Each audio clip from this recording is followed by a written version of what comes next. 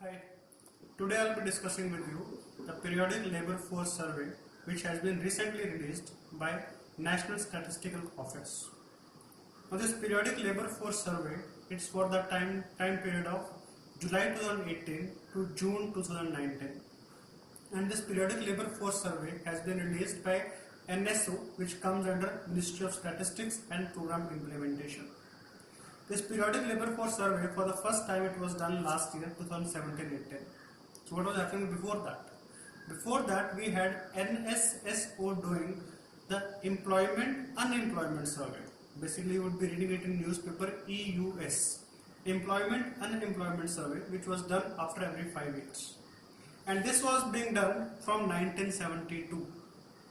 So this was what was happening earlier. So from 1972 to 2011-12, 45. So it was being done till 2011-12, which was the last employment unemployment survey being done by NSSO. After 11-12, we have resorted to this 2017-18 periodic labor force survey. Now this employment unemployment survey, it was done after every 5 years, but this periodic labor force survey, it is done every year. Moreover, for the urban areas, this PLFS will be done quarterly also. Now, in case of this employment unemployment survey, and even in this case of PLFS, two different sets of questions are being asked.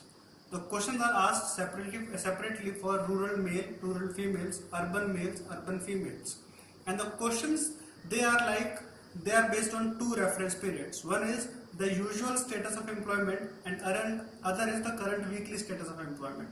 So if I talk about what is usual status of employment, here the reference period is 1 year.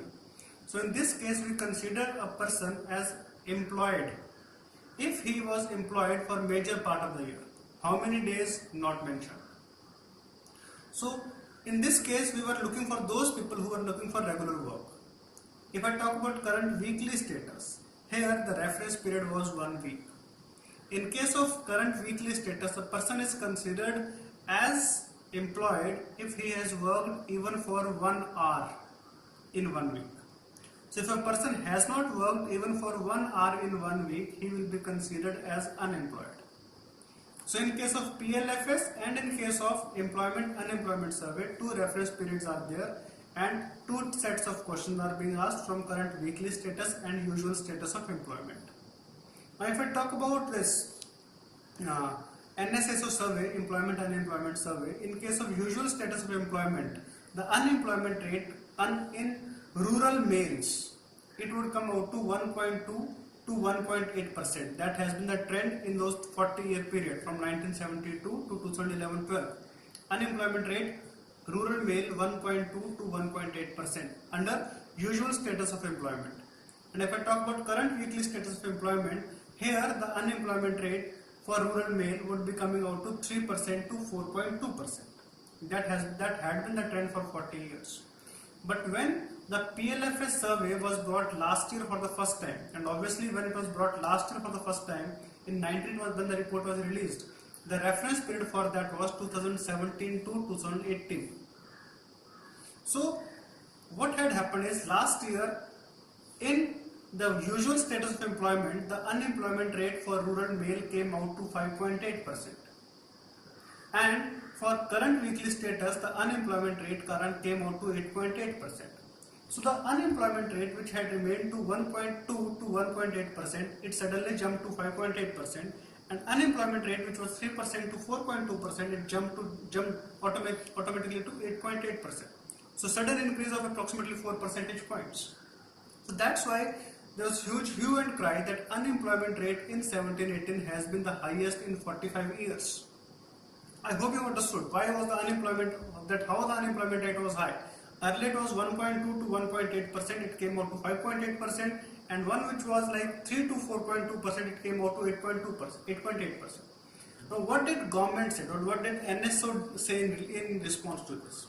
NSO said that in this case what we are doing is, in periodic labor force survey we have brought certain changes in the methodology, how we are measuring unemployment. So if you remember a little bit, in case of GDP calculation, we have changed the GDP calculation method since 2015.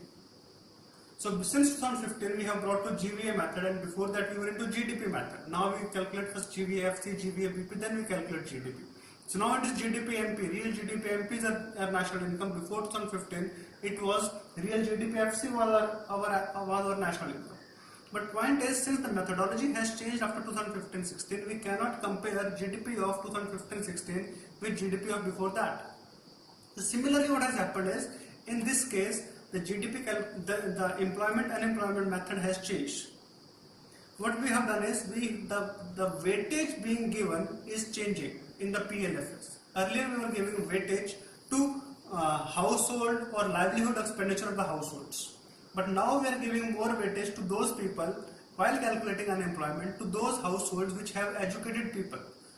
If they have someone who has studied for 10th class, he will be given more weightage while we calculate unemployment. So point is, we have changed the methodology, we have changed the weightages by which the unemployment is being measured. So unemployment of PLFS for the year 17-18 and for the year 18-19, it cannot be compared with the unemployment rate given by Employment Unemployment Survey of NSSO from the year 1972 to 2011-12. But yes, one thing is for sure, that yes, that PLFS of 18-19 can be compared with PLFS of 17-18. This was the comparison of employment unemployment status of NSSO and PLFS as given by NSO. Now here comes another point. Some data is there. The data, it says that labor force participation rate for the year 18-19 it is 37.5%, while last year 17-18 it was 36.9%. If I talk about unemployment rate for the year 18-19 is 5.8%, but unemployment rate for 17-18 it was 6.1%. Another thing, if I talk about unemployment rate in urban youth, that is who are in the age of 15 to 29, for them the unemployment rate is 17.3%. For some states like Kerala, Bihar, the unemployment rate for urban youth is approximately 30%, 35%. If I talk about unemployment rate for SCs and STs, their unemployment rate has increased. Unemployment rate is high for urban youth, unemployment rate is high for urban females also. So these are the facts. Let me come to certain concepts. So if I tell you about urban rate, or say labor force participation rate, labor force, what are these terms? So suppose India's total population is 100 numbers, saying 100 numbers or say 100 crores.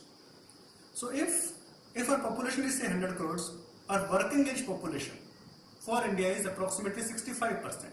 So out of 130 crore people in India, working age population, that is in the range of 15 to 59, for 15 to 64, that is called working age population, the people who can work. So below 15 they are considered as kids, so it is 15 inclusive. So below 15 it is considered as child, and above 64 they are considered as too old to work.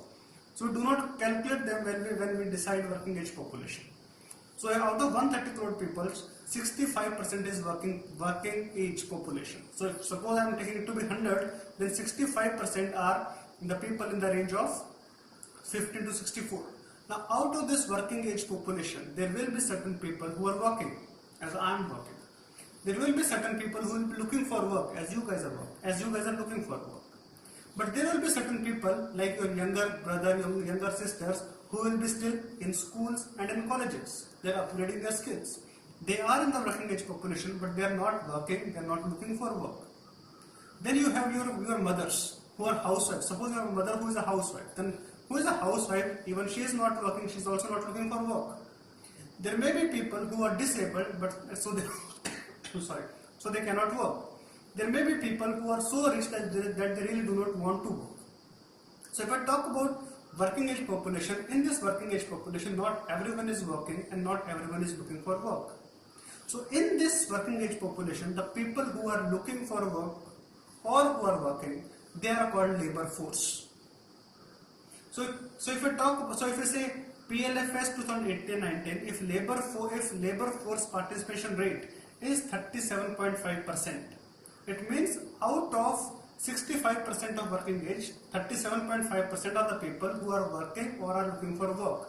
So if I assume total population to be 100 crores, 65 crore will be working age population, and it is 37.5% of working age population who are working or looking for work, it comes to 24 people. It is out of 65, 24 people are either looking for work or are working. Next comes into picture unemployment rate.